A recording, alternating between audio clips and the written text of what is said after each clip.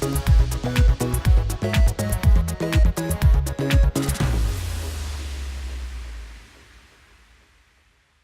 and welcome to Christleton High School's BBC Young Reporter for 2019. I'm Thomas. And I'm Emma. Today we will have many reports including plastics and what it means for the environment, CPR and its importance in schools, lab-grown meat and what this means for the future for the food industry, and the growing importance of mindfulness and mental health in the schools. But first, here is a report about emerging sports such as rock climbing in the Olympics. So today we're here with Miss Garner. Our report is about how sports are eligible to be introduced into the Olympics and what makes a sport. Our main emphasis will be on rock climbing, which is in the 2020 Olympics. So Miss, what do you think makes a sport? Something that has lots of different skills within it, so where people can go out and compete at a lot of different levels. I think it's important for a sport to be not only at participation level but right up to elite as well, which is obviously kind of what the Olympics is the main key focus for a lot of different sports that we have. But other than that, yeah, just lots of skills where people can compete physically, I think is the key thing for me. I know there are some sports that are classified as sports that are mental sports, but for me it's more the physical side. So next year rock climbing is in the Olympics. Do you think this should be a permanent sport? I think it's a really good addition. So from what I've seen about it, it's split up into 3 disciplines. So you've got lead, you've got bouldering and you've got speed. I really like the speed one. I think it's really cool, it's really fast, it's exciting. The other 2 I don't know as much about. I know that the lead one you have to get to the top as whoever can get to the top the fastest, but generally someone falls off, which I quite like the idea of that as well. And then the bouldering one is getting across a small wall but looking at almost a little bit more gymnastic side. I think it's a really great addition, but I do think that it's almost a bit like a triathlon of rock climbing, and I'm not entirely sure that the people that perform in those elite level in each of those different disciplines are actually capable of doing all 3, because there's a lot of different skills involved. What do you think about rock climbing? I think it's really cool. Particularly, like I say, the speed one. It's come a lot in the media quite recently. I think it's brilliant and unbelievable level of strength and fitness to be able to compete within it as well. Do you think there should be more sports like it in school? Yeah, it would be really lovely if we could. However, obviously funding is really limited within schools at the moment, particularly within sports. Like, we've had funding cuts in the last couple of years, so introducing as many different things as possible is really difficult. But if we had the capacity and the facilities, yeah, I would love to. What's your favourite sport and why? So my favourite sport's hockey. I've played it since I was about 12 years old. Yeah, I just love it. It's really fast, it's really dynamic. I play at quite a high level, so it's something that I engage at quite well. And it's something that I've introduced obviously here at school, and I'd like to keep pushing that through the years. Do you think children today get involved in sports as much as they used to? It depends. Here at this school, I think there's a really high level of participation within sport, and extracurricular wise there's people taking part in a real big variety. So you've obviously got all the rowing down at the river, you've got obviously rock climbing, you've got loads of different things like that are separate, and obviously it's a really big school for netball and football. I don't think it's as much as probably it used to be a long time ago, and I think that comes from there's a lot more activities for people to be able to do, such as video games and things like that, where they actually don't have to leave the comfort of their own home to go and do whatever they're doing, and they can speak to their friends, they don't have to socialise in that way. So I do think it's probably dropped a little bit in the younger generations. And do you think that if the sport is in the Olympics, it becomes more popular? Yeah, I definitely do. I think that especially success in a sport in the Olympics, so for us, for me in particular, hockey, obviously the girls won at Rio, they got a bronze in 2012 in London, and I think that has increased the popularity of my sport in particular massively. I think that there's a lot of different ones coming in 2020, so you've got karate as well as rock climbing, you've got surfing as well, and I think that the exposure that brings and the media attention is really important, and yeah, it does probably increase it, especially with funding, you know, UK sport funding. They don't get much funding unless you're quite a big sport, so when it gets into the Olympics there's a bigger argument for them to get more money off UK sport as well. Thank you. Any questions? Thank you very much, girls. Next we have Jack and Kate to talk about CPR and how it is important in schools. Hello and welcome to our interview on the importance of students learning CPR in schools. We think it's important because it can help save lives. Here we have Mrs. Rackham, who's a first aider at our school and is going to answer some of our questions. So why do you think learning CPR in schools is important? I think learning CPR is important for everybody. I think absolutely everybody from primary schools up should learn CPR because they could come across any situation in any walk of life where they find somebody who's collapsed and might need CPR to help them survive and live. And if without those skills you feel helpless and you can just save lives, and it's such a simple skill to learn really. Do you think that everybody should have basic knowledge of CPR? I think everybody should. There's no reason for anybody not to learn.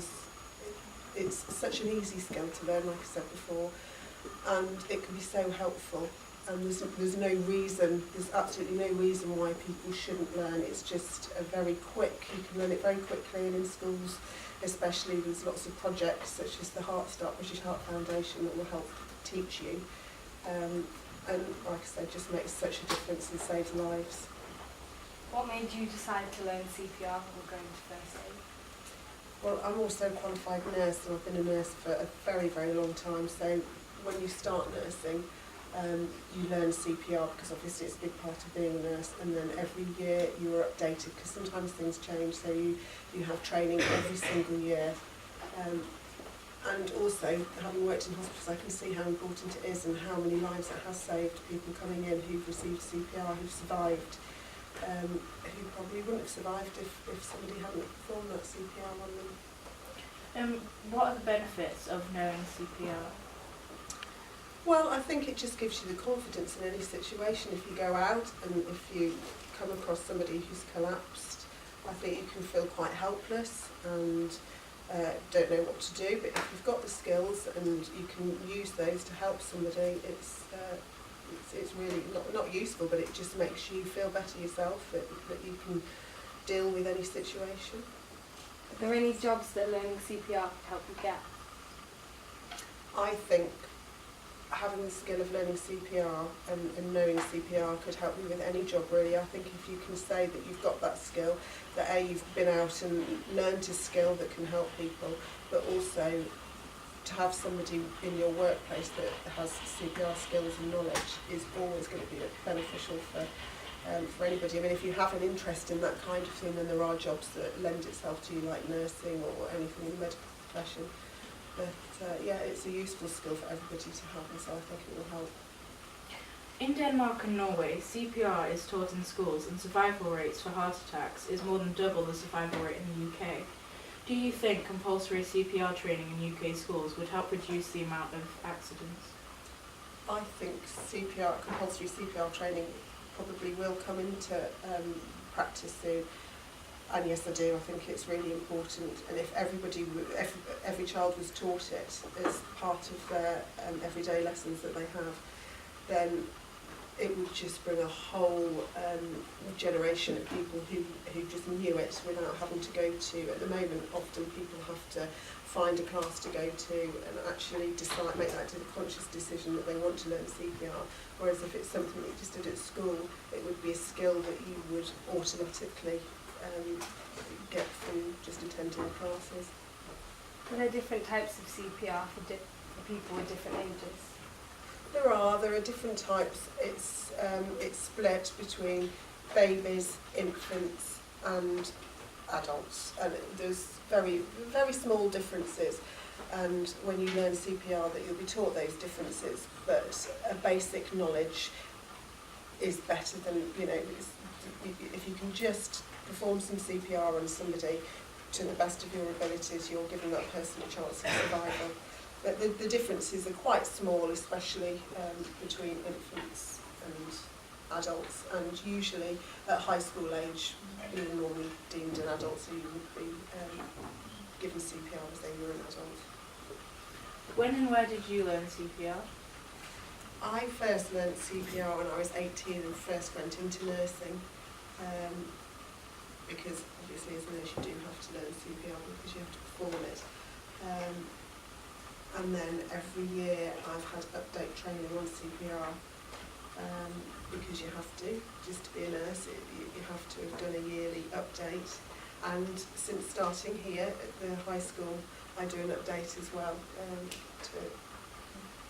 to keep myself on top of it all.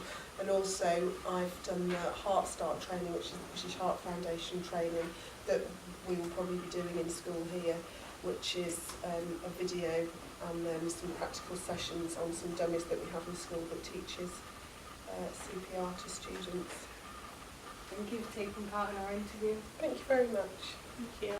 We're here with Mr. Hollywood, who's going to show us how to perform CPR on a choking baby. So how did you first get into teaching CPR? I started doing CPR roughly about 20 years ago, and it was for adults. I noticed in the class that day was performing and showing us how to do CPR on adults only, and I thought, well, the depth of the chest compressions made me ask the question, well, what would happen if it was an infant? So I made sure that I learned how to perform CPR on an infant or a small child. Right. Okay, so you'd like to give me, I'd like to do a demonstration.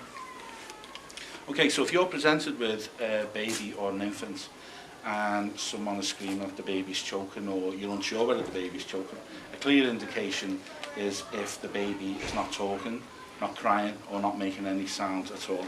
Also, if the baby has gone blue, so it's getting starved of oxygen. In the unlikely event of this happening, I've been doing it 20 years, I've never been called to apply CPR to a choking child.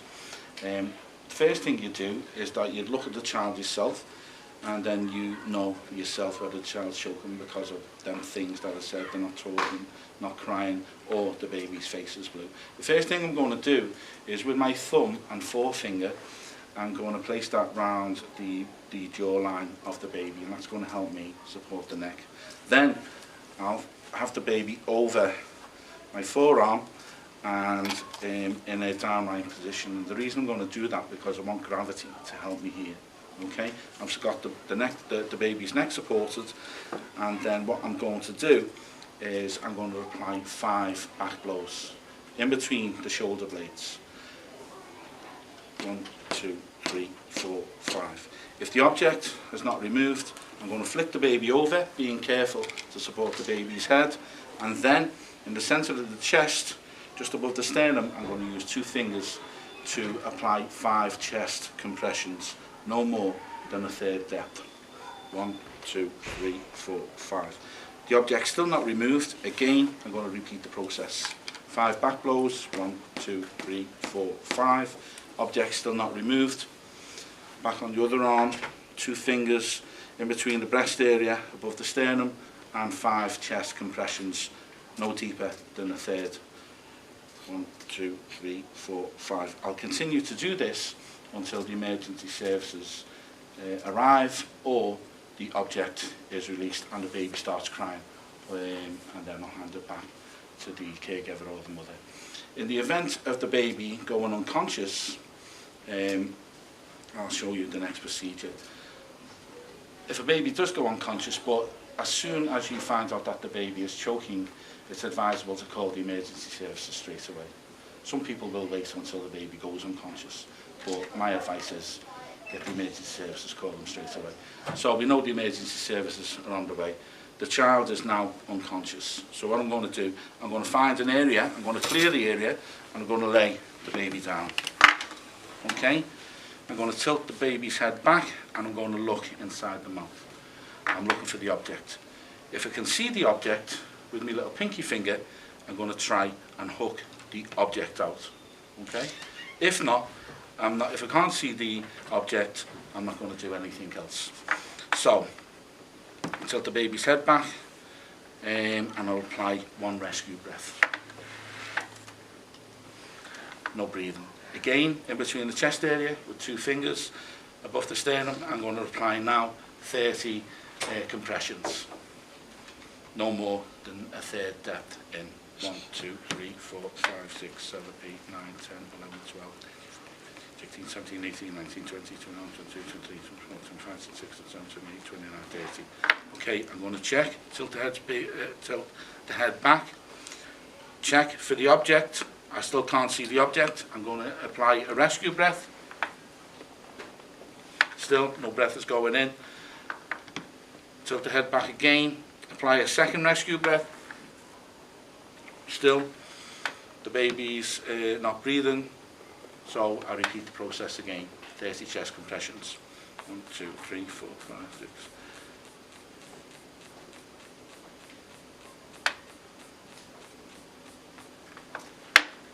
Okay, I'll do that until the object is removed, or I can see the object with my pinky finger. I'll pull it out.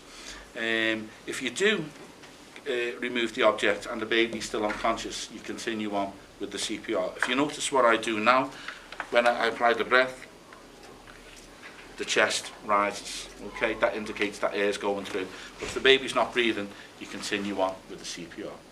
So, 30 chest compressions, tilt the head back, 1 rescue breath, check. Second rescue breath, check for the object. If the object's there, pull it out. If not, you continue on with the CPR until the emergency services arrive. Yeah. Thank you. Okay.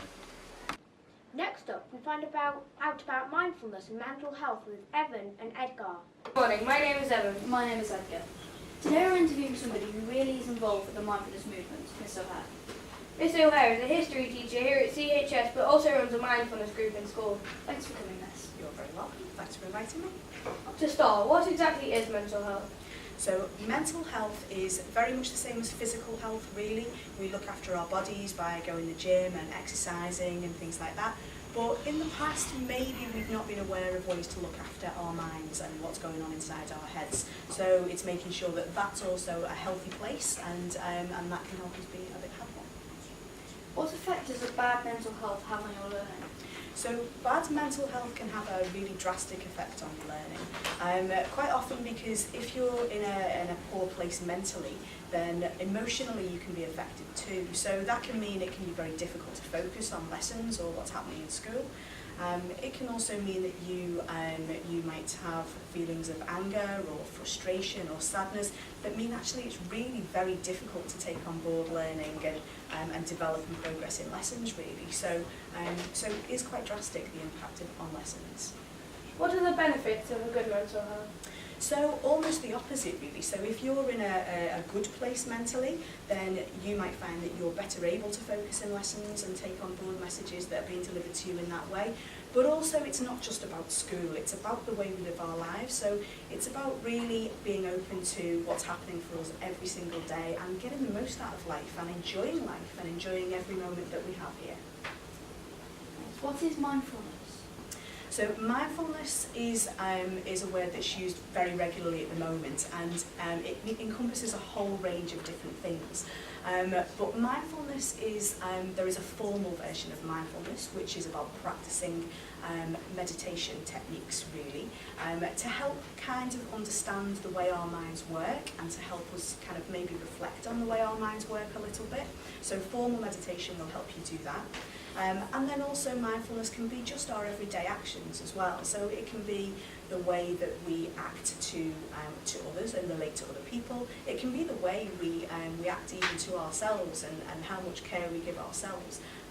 So there's a number of different things we can do each and every day that don't mean that we have to practice meditation, but do mean that we're able to be more mindful in our actions. And finally, how can the viewers at home practice mindfulness? Okay, so they can practice mindfulness with me on our Monday club at lunchtime, so that's one way they can do that. Equally, it's very easy to access mindfulness meditations if they want to practice the formal meditation. There are lots of places online to go for that, but I can certainly help and direct students to some good places to go. But there are many areas, in YouTube, for example, that you could practice mindfulness meditation. But also, as I say, a lot of mindfulness is very informal as well. So just by learning about mindfulness, which hopefully most students will have the opportunity to do throughout school now, and understanding a bit about how our minds work, just that awareness of what's going on in our heads can help us too. That's really interesting. Thanks for your time. You're very welcome, thank you. And thank you for giving us a better insight into mindfulness and mental health. You're very welcome. Joe and Gregor will now demonstrate some healthy recipes for children and explain why healthy eating is important, and an interview with Miss Russell. Over the coming years, it is estimated that nearly half of all school children in the UK will either be overweight or obese. Obesity is one of the biggest public threats in the UK. Obesity increases the risk of heart disease, stroke, high blood pressure, diabetes and some cancers. The National Health Service spends over £5.1 billion per year to treat conditions related to obesity. Obesity is caused by the unused energy, especially in foods high in sugar and fat. But how much should you be eating in one day? For children aged 2 to 18, the daily intake of sugar is less than 25 grams, which is the equivalent to 6 teaspoons of added sugar. With that being said, me and Gregor have made 3 healthy, quick and easy dishes for you to try at home. We are also interviewing Miss Russell about her views on healthy eating. Why do you think healthy eating is so important? Well, I think you guys have just said, a lot of it just then. It's scientifically proven that if we don't eat healthy, our chances in life are going to be massively reduced, and we're then susceptible to lots of different diseases. Not only are we susceptible to lots of different diseases, but we are also then unable to live the busy lives and the hectic lives that we all want to live as well. We might not have the energy to do it, for example. What do you think kids of today could improve on diet-wise? I think the big thing that they could improve on for their own diet is maybe just getting a bit more involved in their diet, helping out at home and cooking the meals and going to the supermarket with whoever they live with, getting all the fruit, getting all the veg, and getting involved in making the breakfast and making the dinner and making the packed lunches. And I think one of the big things that younger people can improve on is actually eating a healthy breakfast. There's so many people that are coming to school without eating breakfast, and maybe just trying to eat some Maltesers or some sweets or something in a lesson. I think breakfast is a really good starting point as well. What health benefits come from healthy eating? I think lots of energy, when people are just seen to be eating lots of sugar and lots of fatty foods, they're just burning out of energy, and they're not having enough energy to function in the day or in any exercise or anything like that they want to take part in. And as well, not falling asleep throughout the day, or having more energy so they're not sleeping all of the time, and just feeling good about yourself as well. Looking in the mirror and feeling good that you've done some exercise and feeling good that you've eaten some healthy food. Are there any foods you would avoid? I always preach a good diet or lots of different things in moderation. So as long as if you're eating sweets, if you're eating chocolate, if you're eating lots of bread or lots of cakes, you're doing it in moderation and you're doing it with lots of fruit and lots of vegetables as well. I think that's absolutely fine. Do you think that portion sizes matter? Yeah, I always think that you should eat enough at your 3 meals so that you are full, to avoid that you then need to go and get 3 or 4 snacks between lunch and between dinner. So I do think they matter. I do think though that you should be eating enough so that you are full and that you are avoiding snacking maybe late at night and things like that. Okay, thank you, Miss. No, thank you. Okay, so what does every great meal need? A good dessert. So we've put in here pecans, dates, cocoa powder, and just a tad of maple syrup to hold all the ingredients together. So we're going to blend this all up. As we turn it on.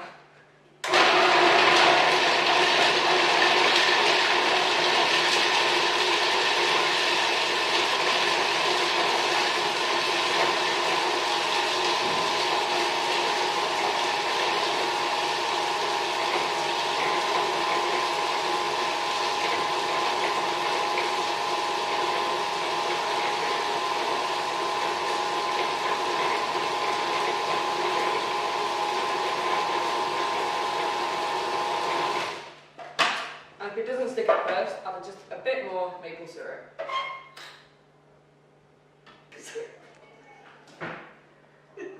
So now I've finished one of them into a ball. They're going to just go into the fridge, and you can take them out and eat them whenever you like. Now we go to Thomas with an interview with Miss Cowley about books and e-books. Hi, I'm Thomas. And I'm Ben. There has been a long-lasting debate over books and e-books. And no one's really made a decision. We decided, since it's World Book Day tomorrow, we decided to have a look into the subject. Quick history: the Gutenberg printing press was invented in around 1440, and thus the mass production of books, mainly the Bible, was enabled. The first e-reader, the Rocket e-book, was launched in 1998, and the more popular Sony Libre in 2004, with the current top brand in the market, the Amazon Kindle, in 2007. There are many arguments for and against both print and digital, but here are some of the key ones. On the e-book side, we have accessibility and space efficiency, whereas on the books boast physicality and nostalgia value. We go to the librarian of our impressive library centre, the iResearch, Miss Cowley, for a view on the subject. What do you think about this whole debate? I think it's very interesting that you raise the point that books have been around since the 15th century. Unlike things like going digital, like increasingly films and music, all going onto online platforms, I think it's going to be quite hard with books because things like CDs and DVDs have only been around for about 30 years anyway. So it's a lot harder to sort of the idea of converting a book to the digital when we've had it around for centuries. So I think that's why it's got so much staying power. What are the main pros and cons of each format? I think you listed a lot of them there. Obviously, a Kindle device, which I do have a Kindle device, is portable.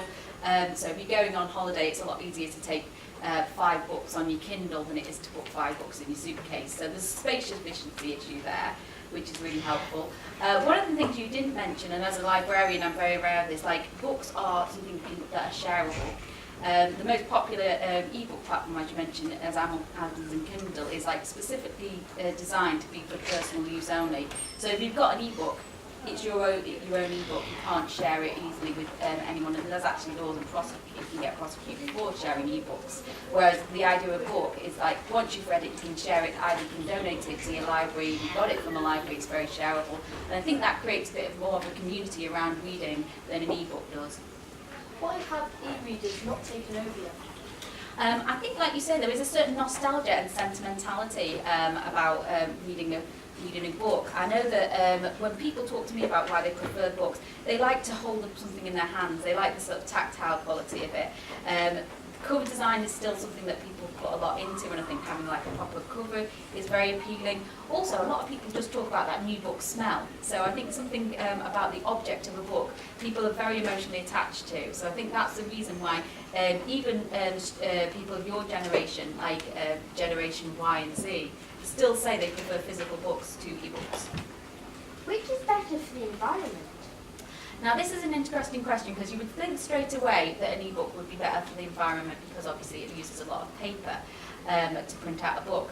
But the manufacture of something like a Kindle reader does actually have a bigger carbon footprint than a single book. So it depends on how much you read. If you read a lot, it would probably be the e-reader. But if you only read 1 or 2 books a year, then still using books would be better for the environment. But also, as I've said, books are shareable. You don't have to buy books. You can get books from the library.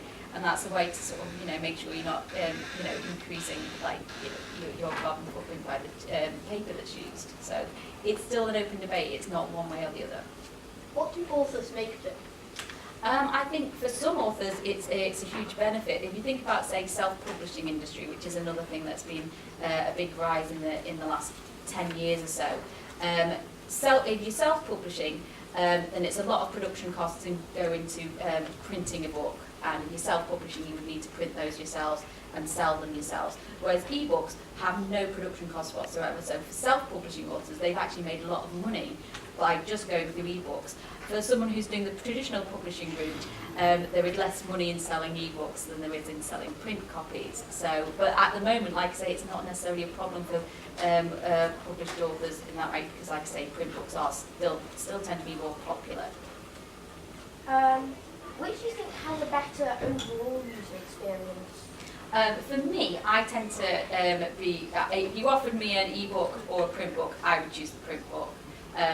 Even though it's light to carry around in a Kindle, I still like that experience of reading book. Another thing that's the third option for reading, which I think has become increasingly popular, is one I quite like, is audiobooks, which again is another digital format of having a book, but I think there's something nice about someone being read to, someone reading to you. So I would say out of the three options, I would still say print book is the best experience. I think it's a more personal experience and tactile experience. Which are better economically? Which is more valuable? I think economically, obviously e-books are more economically friendly. It doesn't cost anything to reproduce them. Once you've got that digital file, it can just be reproduced as many times as you want. And it's also, for readers, it is actually cheaper to buy e-books. Most e-books will be a lot cheaper than a print copy. But it's surprising that people still want a more expensive product. They still always choose a more expensive print copy than the cheaper e-book, because people value that experience. So I would say the more valuable is obviously still the print books in the mind of the readers. Thank you for that valuable insight into the subject. Now, back to the rest of the programme. Back to Jack and Kate for an interview on how Kerry Christmas is running 440 miles for 40 years for charity. 440 miles for 444 charity fundraiser to raise money for Hope House charity. So, how many miles have you run so far, and how much money have you raised so far? I run about 150 miles and raised £1,641.40p to be precise. What encouraged you to begin this fundraiser? Well, I've not been very well. I've been diagnosed with a neurological condition a few years ago, and it's left me feeling very flat and down. And then I was watching my favourite programme on television, SAS, Who Dares Wins, and I decided that I'd do something to get fit and raise money for charity. So I chose Hope House because I used to be a volunteer fundraiser for them. I am a volunteer fundraiser and have been for over 10 years, so I thought it would be nice to give some money back to them.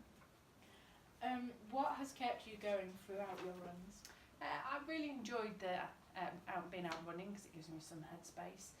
My jeans are getting a little bit looser, which is nice, and I quite often run with friends, so it's good company, and knowing that every time I run I'm raising money for the charity, so it's nice to do.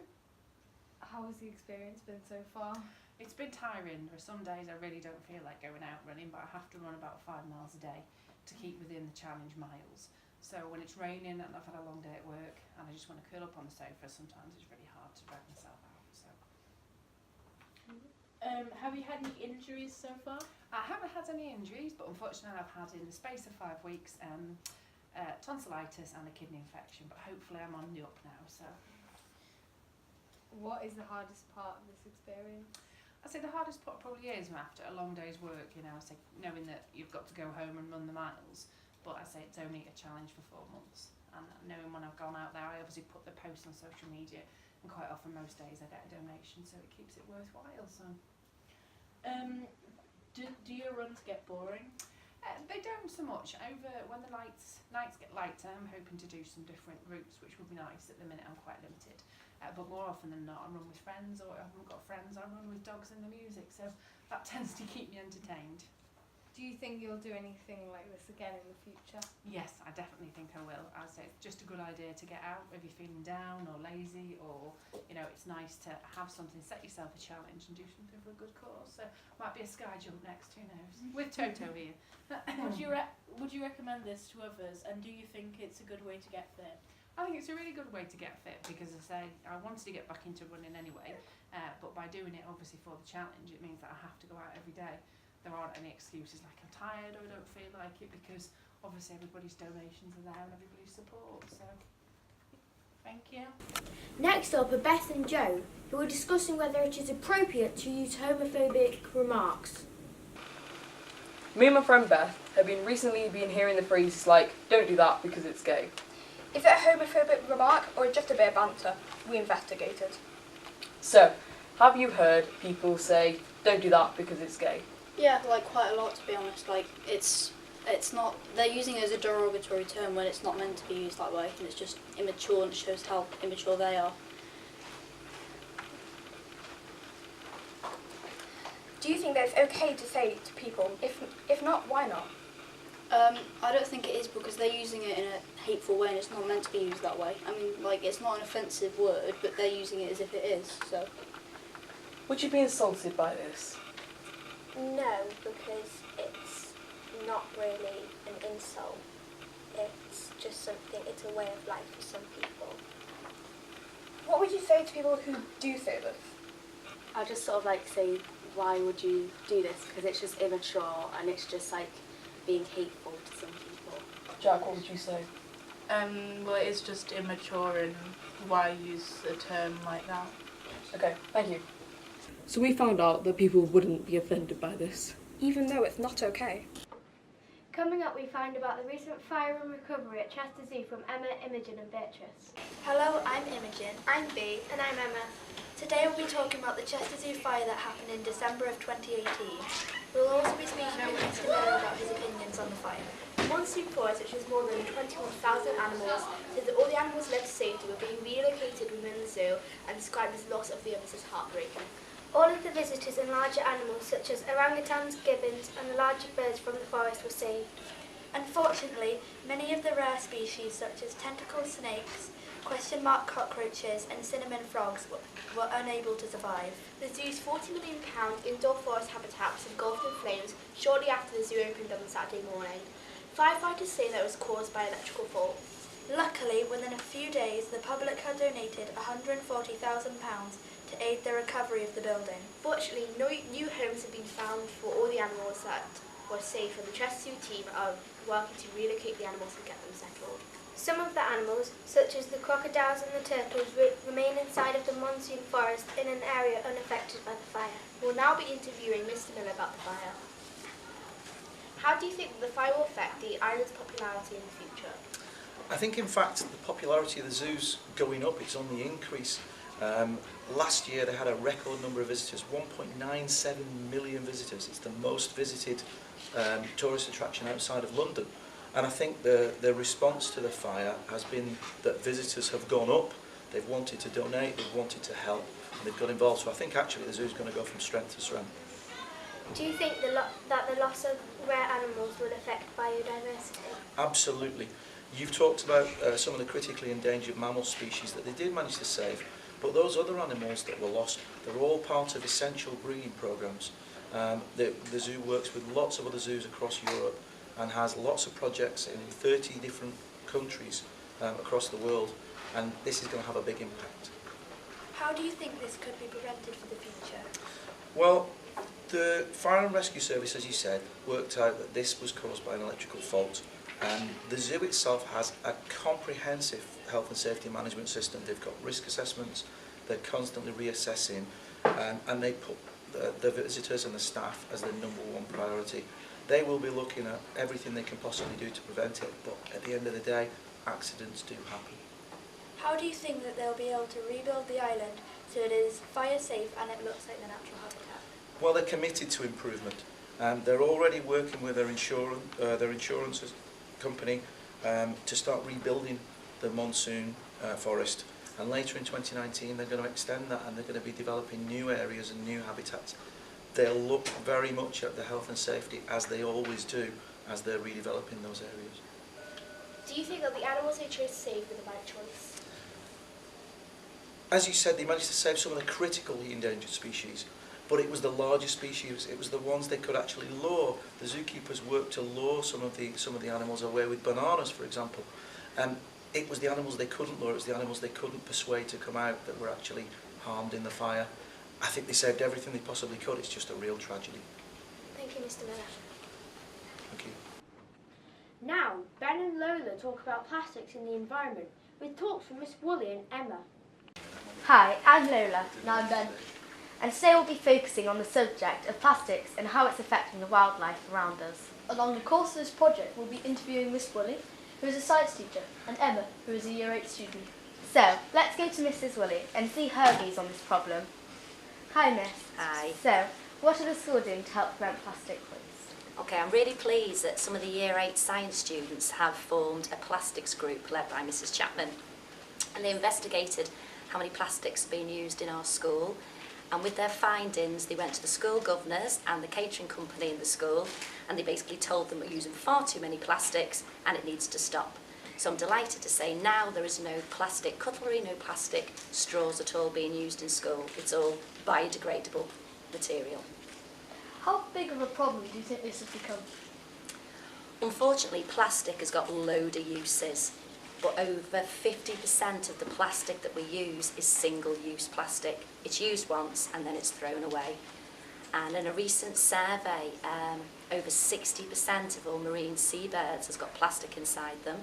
100% of sea turtles have got plastic particles inside them, because unfortunately the turtles see plastic bags and think it's jellyfish, so they eat it. And even a Belgium study suggested that if we eat fish, we're going to end up with over 1,600 plastical particles inside us. So it's massive. Have you got any tips on how people can make a difference? It's easy. Refuse to use it, reduce the amount of plastic, recycle your plastic, and reuse your plastic. At the moment, a major problem with plastics is black plastic, and it's used for packaging for food. So if we just refuse to buy food products that are in black plastic containers, hopefully the manufacturers will do something about it. I'm delighted Quorn, the vegetarian company, they now do not use black plastic in any of their food packaging. Silly things, we can all use recyclable plastic bags, we can all use recyclable bottles, and there's so many alternatives out there. We do not need to use single-use plastics ever. Why is plastic so difficult to get rid of? Unfortunately, only about 9% of the world's plastic is actually recyclable. Most plastics are used once and thrown away. It's not biodegradable, so it will end up in the oceans and obviously affecting the wildlife and the environment. Why can't you recycle black plastic?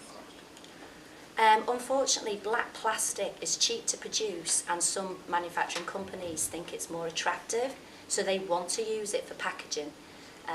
They actually put carbon pigments inside the plastic, and it's this black carbon pigment that makes it unrecyclable. It annoys me at Christmas time, the amount of packaging that there is. You get a tiny, tiny present in huge plastic packaging containers. It's such a waste, it doesn't need to happen.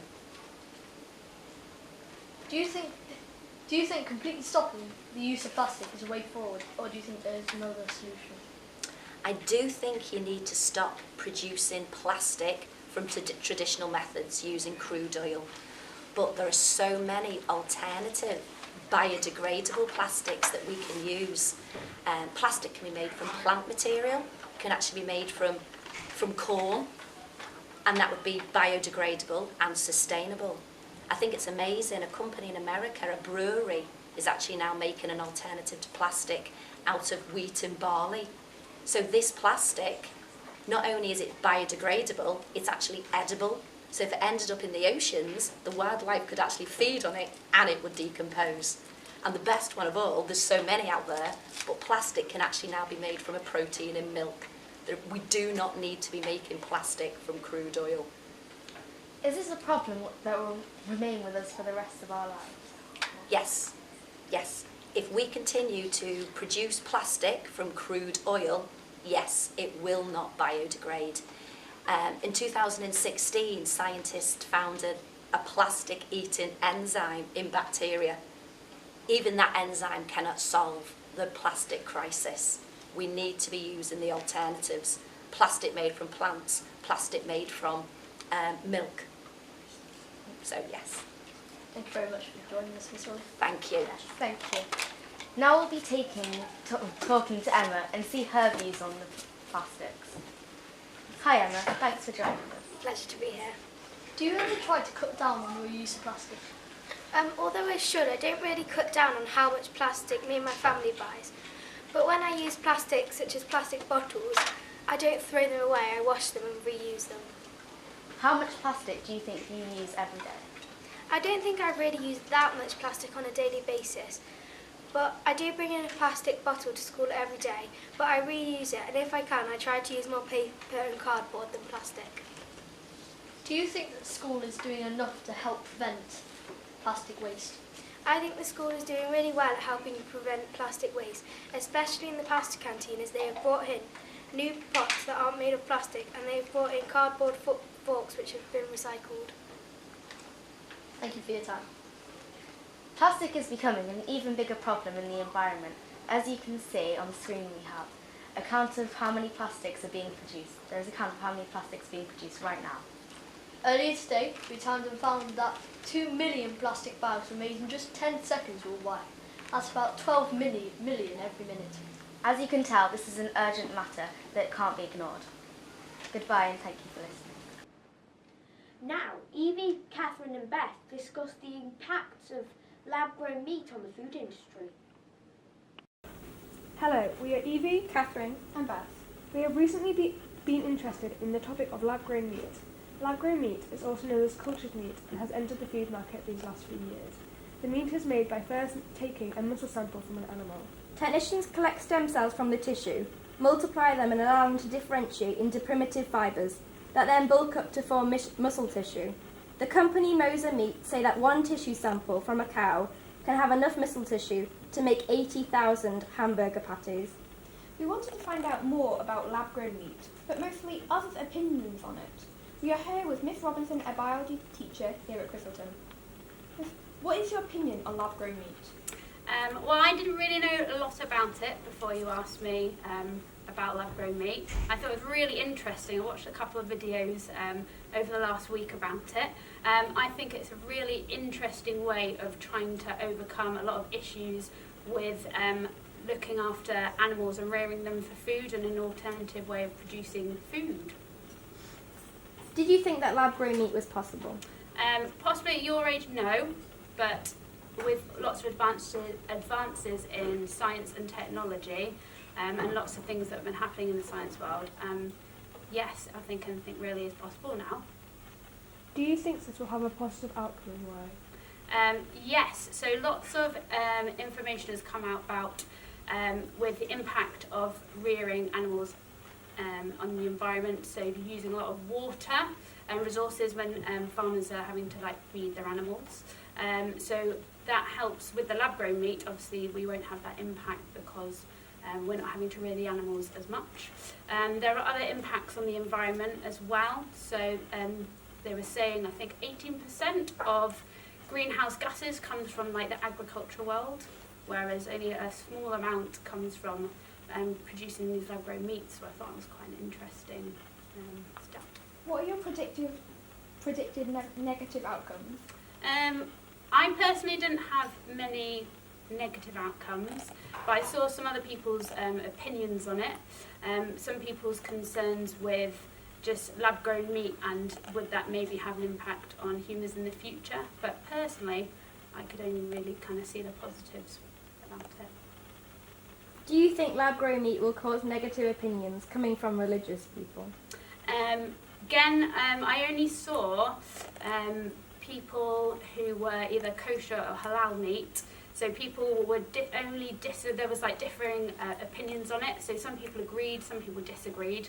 I think the overriding thing was if the meat originally came from meat that had been looked after properly, then those religious groups would agree with it. But I think it's still up for lots of discussion and people's differing opinions. Lab-grown meat is sold for £600 per patty. If lab-grown meat cut down its price by a considerable amount, would you be interested in buying it? I think I would. I think as a scientist, I think it's really interesting. I'd probably try it out of curiosity first. I saw that they'd only managed to make meat that was more like a burger. They hadn't been able to recreate an actual steak. So I thought it was quite interesting. But yeah, I would definitely try it, and if it was cheaper, then absolutely I would be something that I would consider to buy. That's all we have for today. Thank you for listening. I'm Tom and I'm Emma.